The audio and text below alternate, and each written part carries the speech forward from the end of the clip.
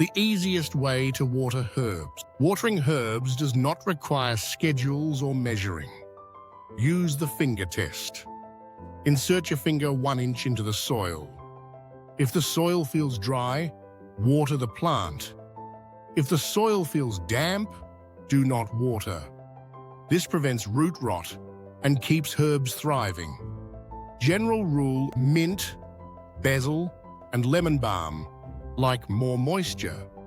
Lavender, rosemary, and thyme prefer drier soil.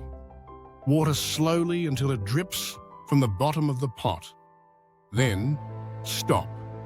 It is simple, beginner-proof, and works every time. Follow Path of Herbs for more easy garden methods.